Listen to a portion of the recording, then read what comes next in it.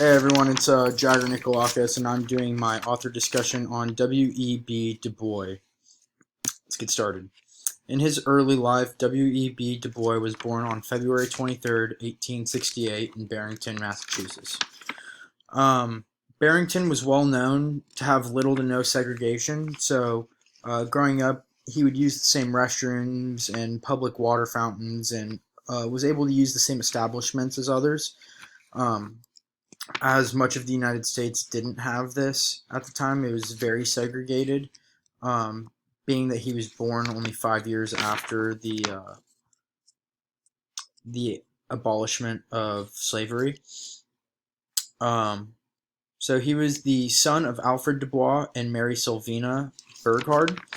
And in 1870, at the age of 2, his father abandoned his family, and only at the age of 17, his mother passed away due to a stroke. So growing up, he did have some hardships. Growing up without two parents can be very tough, and he still prevailed and graduated high school. And after finishing high school, he moved to Nashville, Tennessee to attend Fisk University. So a little bit more on his education. Fisk University in Nashville, Tennessee is known to be a historically black school. Um, and he thought that it was interesting that he would fit in here. But later transferred to Harvard after receiving a scholarship, where he completed his second bachelor degree. But because his credits from Fisk didn't all transfer, he did have to take some additional classes. He later went on to graduate and study, or to do a graduate study at the University of Berlin and study some politics, and eventually became the first African American to receive a PhD from Harvard. So he was very ahead of his time, as you can see. He was already making some accomplishments that some of us only wish to make today. Yeah, so here are some of his accomplishments. He was the co-founder and leader of the Niagara Movement, which opposed Booker T. Washington's Atlanta Compromise. This movement laid the foundation for equal rights and expressed W.E.B. Du Bois' advance for classical education. Along with this, he was the co-founder of the NAACP, and the Niagara Group, a civil rights activist group. When this group disbanded, parts of this inspired the creation of the NAACP. So that's how W.E.B. DuBois is affiliated with both of them. They originally started the Niagara Movement, and then it turned into the NAACP, which is a civil rights organization focused to advance justice for African Americans. So he was doing a lot for people of color.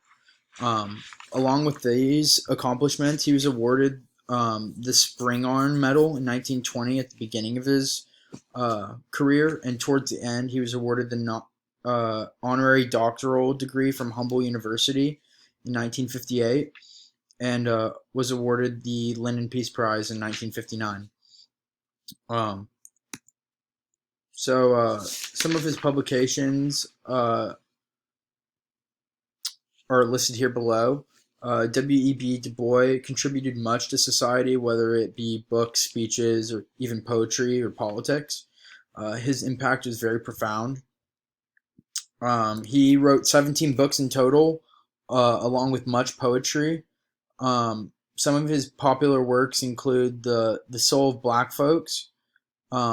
This was probably one of his biggest publications because it was one of the first affirmations of Black pride.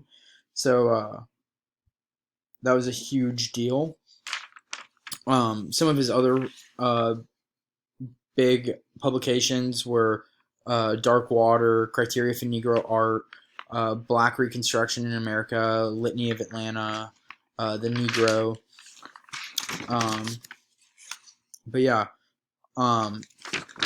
One of his main points that he liked to get across too, and kind of his main message, was the philosophy of change in the country and in society and how it pertains to Black lives. along with the culture. And he also had a large role in politics. So he believes in individuals making changes to society themselves. Through his works, he inspired individuals to make changes to society themselves and fight oppression. And he promoted initiative and ambition. And he was kind of Booker T. Washington's rival. And they, throughout their careers, it got a little bit more intense, but they always kind of fought back and forth about their ideals and perceptions of things.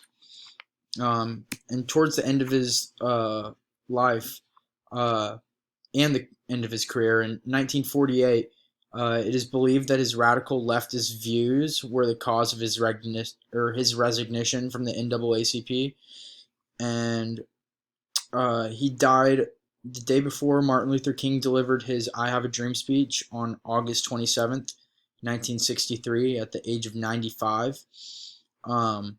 He was working on his Encyclopedia of the African Diaspora,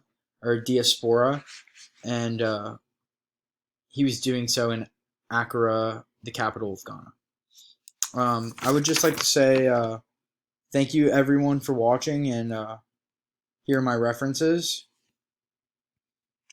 And yeah, thank you.